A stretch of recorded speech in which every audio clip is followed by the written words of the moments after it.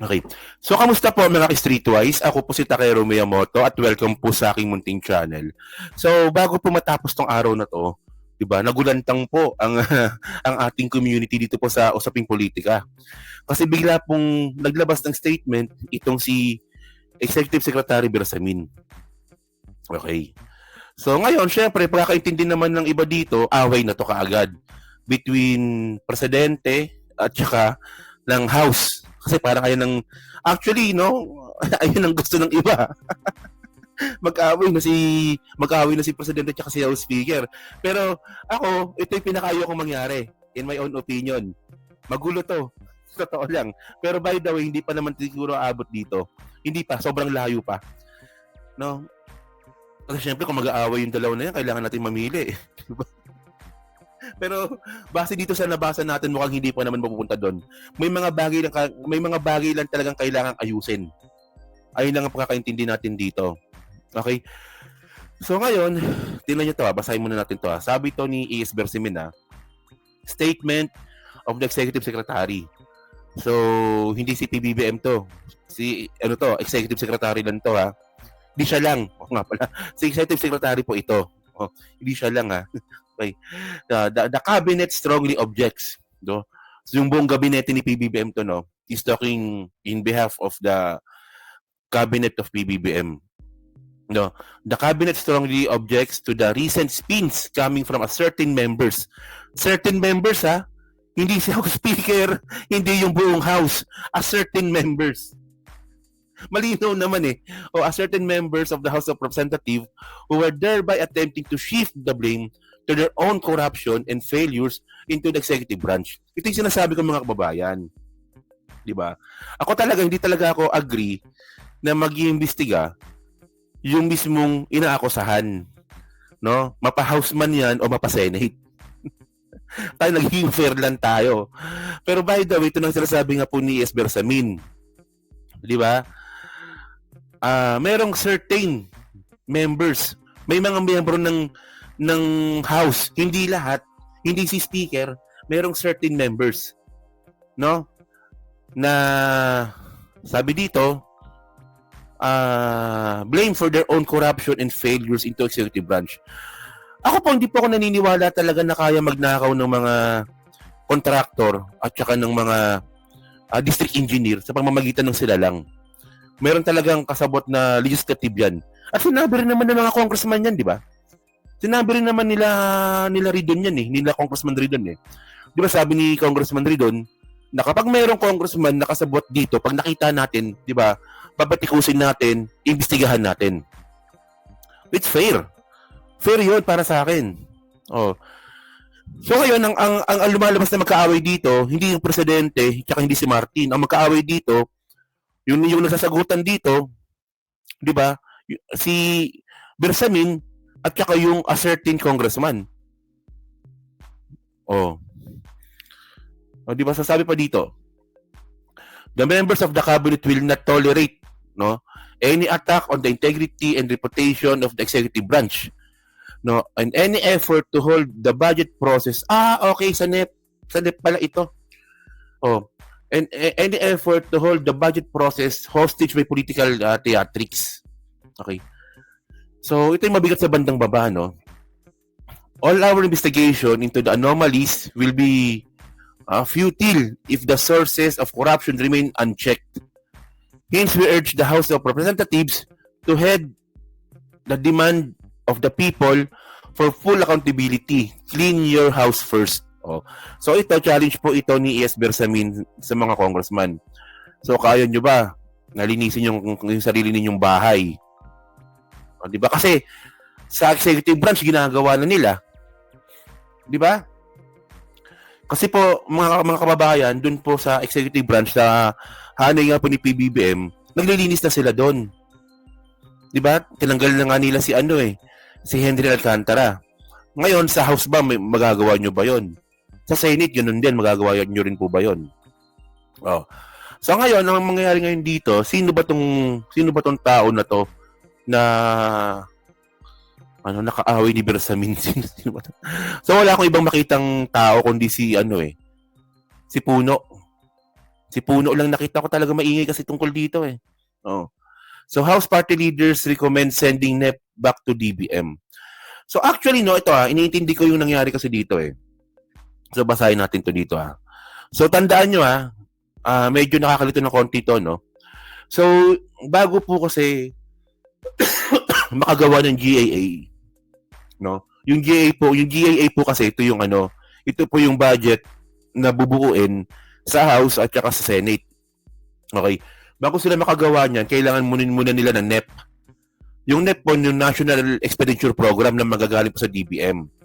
So ito pong NEP po na to, dito po nakalagay kung anong proyekto yung babudgetan, kung saang lugar, no, at kung sino yung nagbabudget o sino yung nagre-request ng budget. Ngayon, nakita kasi ngayon ng mga congressman na ganito. Ito sabi dito na, party leaders in House of Representatives have recommended sending back the 2026 National Expenditure Program, the proposed budget for next year, 2026 to to the Department of Budget of Management. Ito kasing DBM mga kababayan, no, Department of Budget and Management. Kay pagdanganan to no? Executive branch ito. So sahanay ito ni PBBM due to myriad problems in allocation. So may problema daw talaga yung NEP. Sabi ng mga congressman, kaya nila binabalik. So mukhang hindi ata nagustuhan ni Bersamin ito In a press briefing on Wednesday, party leaders led by Deputy Speaker Ronaldo Puno, si Puno nga, of the National Unity Party said that they have made the recommendation to Speaker Martin Romualdez na ibabalik nga daw po yung NEP. So ito yung sinasabi nga po ni Bersamin. According to Puno, who spoke on behalf of the party leaders, they have found it difficult to conduct budget deliberation after discovering that the problem affecting the Department of Public Works and Highways proposed budget that were allocations for already completed projects was present in their other agency as well. Yun. So ngayon, ang problema pala nila dito, o nga naman, tatamaan talaga yung executive talaga dito. Di ba? Tatamaan talaga executive dito sa sinabi nga ni Puno. Well, kung intindihin ko naman si Bersamin, kahit di naman ako mapipikon dito. Kasi ang sinasabi ngayon dito ni Puno, ni Congressman Puno, meron na naman daw pong mga proyekto sa DPWH na doble-doble, 100% ng kumpleto, pero hiningi na naman po ng budget. O nga naman, di ba? May point naman, di ba? Ako nagiging objective lang ako Wala akong kinakampihan dito, houseman o executive So ngayon, ito pa yung malupit kasi sinabi ni Puno. Di ba? Bunga nga rin kasi ni Puno minsan, no? Basurang trabaho ang 2026 NEP, Puno. Kasi ang point dito, kapag yung NEP papalpak na rin po yung GAA. Pag hindi po na-check. So, may video ba ako dito? Mukhang wala tatang video dito Sino ko Wala akong video naka Ay, wala nga. Wala akong video dito. Pero dapat meron Okay. I-play ko na lang siguro dito. So, sabi pa dito, ang sama talaga, Puno says 2026 NEP includes proposed funds for complete infrastructure projects. So, yun. Ayun ang sabit talaga dito. Di ba? Tama yung sinabi natin kanina, di ba? Na meron nang nilagay na naman sa NEP na 100% complete na pala. So, bakit papondohan na naman ulit? So, ito yung pinapaayos. Well, medyo sabi naman ng ibang mga senador, medyo OA ang ginawa ng House dito kung ba't binabalik kaagad sa DBM na pwede naman nilang itama yung mga errors. Mismo sa House mismo. Katulong yung DBM. Pero mas nag-decide yung mga congressman natin na ibalik na lang po sa DBM. So, ano bang punot dulo nito mga kababayan? Dalawa lang Di ba? Yung punot dulo nito mga kababayan, inaayos talaga nila yung 2026 budget para wala na pong makalusot. Minsan ganun talaga, nangyayari talaga yan Kapag may inaayos, may masasagasaan, may tatama ang ego. Nangyayari po subukan yung meron kayong conflict, pamilya kayo, subukan yung ayusin yung conflict ng pamilya ninyo, makakasumbatan muna kayo bago nyo maayos yan.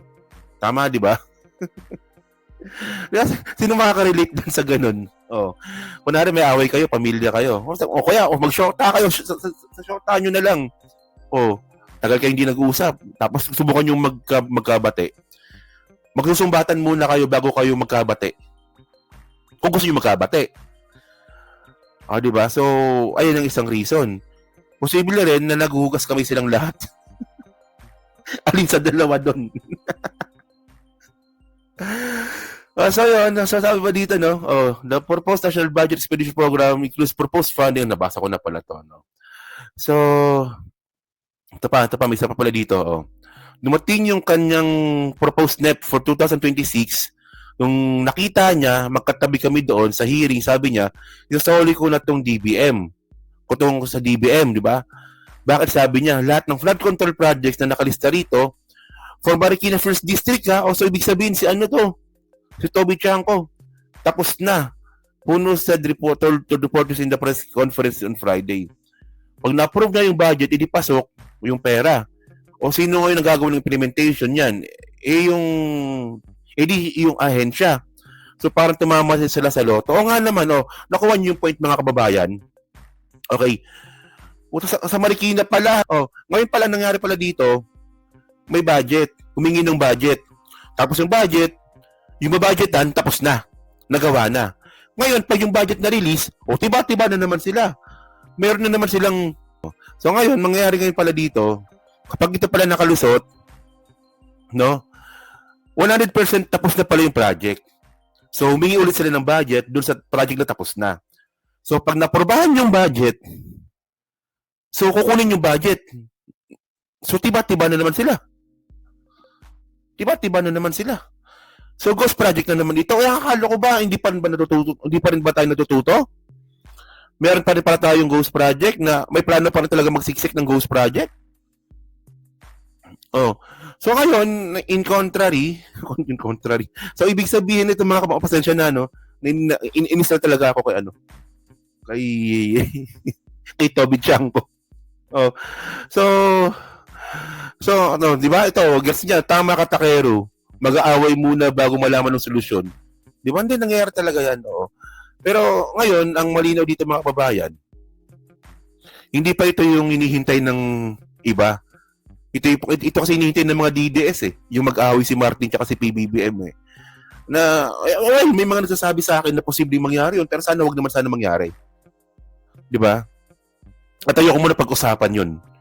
So ngayon dito nga po sa nangyari nga po dito, tandaan nga po natin ang nagsasagutan lang dito si ES Bersamin at saka si si Puno. Well, sabi kanina ni Jax hindi naman daw po magbibigay ng statement si Bersamin pero nang walang pahintulot ng presidente. Nga, tama naman 'yon. Pero ang nakalagay kasi sa letter, Office of the Statement of the Executive Secretary Siya mismo. Pwede naman statement of the Executive Secretary, di ba? Pwede naman what as our President said. Pwede niya naman gawin ganun Pero sa kanya lang talaga to. Mukhang sa kanya lang naman talaga. Okay. Yan, para malinaw na po ito, hindi yan away ng hindi yan away ng House tsaka ng executive. Wag niyo naman pagdasal na mangyari yun. Di ba? Alangan namang hayaan ni PBBM na tama naman. Alangan namang pabayaan ni PBBM na palpak yung NEP. Ganun din yung mga congressman. Alangan namang pabayaan din naman ng mga congressman na palpak yung NEP. In my own opinion, medyo drastic lang yung naging reaction ng ni Puno na ibabalik ka agad tapos ang dami mo pang side comment. Pwede namang iratum yan Iratum pala tawag doon. Iratum. Pwede namang idaan sa iratum yan. Yung correction ay doon mismo sa House. So ngayon, okay, ang babantayan ngayon natin dito, pag naipasa na nga po yung NEP, gagawin ng GAA, both Senate at House. So yung abangan natin dito yung BICAM. Yung pinapangako po ni Speaker Martin Romualdez, gagawin daw po itong public. So sana po matupad po ito. I-resolve na ang Senado at Kongreso. Okay yan sa akin. Maging parliament tayo. Okay yun. Pero ready na ba yung mga Pilipino sa parliament? Yeah. So yun mga kababayan, so kayo po, ano po masabi nyo nga po dito sa statement nga po ni E.S. Bersamin. So, kayo ba, agree ba kayo dito? Na hindi naman talaga ewan ko ba kung saan nila nakuha yun. Kapag meron pong vlogger na content na na magkaaway na si PBBM tsaka si pabasa nyo ulit yung letter. Wala pa naman ata, di ba? Okay. So, yan na. So, pa-comment lang po sa baba at binabasa ko pong lahat yan. At syempre, dyan po sa Team Replay. So, pa-like po, subscribe. Hindi makalabisan, pa-share na rin po ng video po na to, no? Yan. So, next topic tayo.